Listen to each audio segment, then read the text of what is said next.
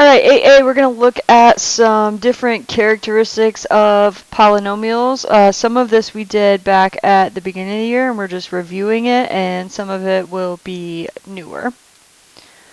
All right, so we have a special way in math to name polynomials, and so we name it based on the degree and the number of terms. Okay, so these words you probably saw in Algebra 1. A monomial would be a polynomial with one term. A binomial would have two terms, and a trinomial has three terms. All right, when we're talking about degree, we're talking about the highest exponent. All right, so a degree of 0 would mean that there is no x terms at all. It's just a constant, it's a number. All right, and then it goes up from there, and they have all different names. Okay, so degree is the highest exponent, and then we also name it by the number of terms. So for example, this one right here, the highest exponent is 3, so that would make it cubic, and it has 3 terms, so it's a trinomial. Alright, so standard form, just as a reminder, it starts with the highest exponent or the degree and goes down from there. So I have this right here. To write it in standard form, I'm going to start with the highest exponent, so that is 4, so the 5x to the 4th term. And then I'm going to go down in exponents from there, so it would be plus 3x to the 3rd, and then minus x plus 7x. These two are like terms that I can combine, so I have 5x to the 4th plus 3x to the 3rd, and then negative 1x plus 7x would be positive 6x, okay? And then when I classify it, the highest exponent is 4, so that makes it quartic. All right, and it has 1, 2, 3 terms, so it is a trinomial. All right, quartic trinomial. So I want you to do this one by yourself. Okay, next we have end behavior, and we talked about end behavior at the beginning of the year by looking at a graph. All right, so remember, the x part is going to stay the same in every end behavior that we write. So 1 will be as x approaches negative infinity, meaning as I go to the left on the graph. All right, and then as x approaches positive infinity means as I go to the right on the graph.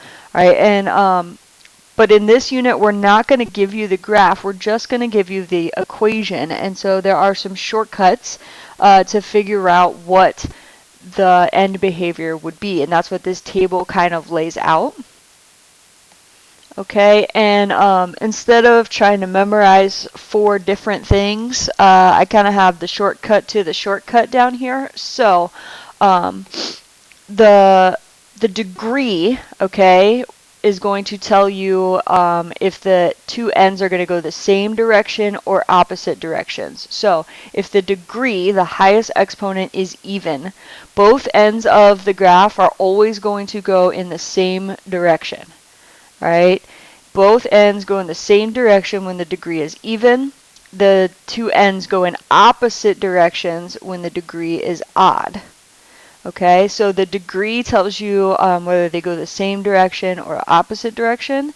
And then the leading coefficient, that would be the number in front of the x with the highest exponent, that's always going to tell you what the right side does. So if I look at this, the coefficient here would be positive 1. So that means the right side goes up, and because it's even, the left side is going to match. All right, here my coefficient again is positive 1, so that means the right side goes up. And because it's odd, because 3 is odd, the left side's going to go the opposite direction. Okay, we have the same thing over here. The leading coefficient is negative, so the right side goes down. The degree is even, so the left side matches. Leading coefficient is negative, so the right side goes down. Degree is odd, so the left side goes the opposite direction.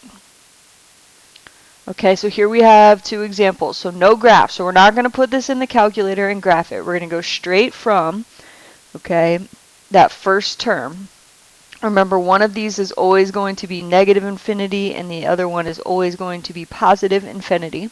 Okay, my leading coefficient is positive 3, so that means the right side, the positive side, is going to go up. Then my degree is even, so these two are going to match. Okay, here, remember, you can't just use the first one. It has to be the biggest exponent. So that would be this term right here. All right, the x's, I always have one negative and one positive every single time. All right, my leading coefficient is negative, so my right side goes down. My degree is odd, so the left side is the opposite. All right, relative minimum and relative maximum is any place where the graph turns around. Okay, so here the graph is going down and then it turns around and goes up. That's a relative minimum. Here the graph is going up, but then it turns around and goes down. That's a relative maximum. And the easiest way to find these points is with your calculator. So what you would do is just go to graph and graph the equation, the function. Alright, so there it is. Sometimes the calculator can find the min and max even if you can't see them, but we really want to know what this looks like. So I'm going to press F2, which is zoom, and then choose auto. So that would be F5.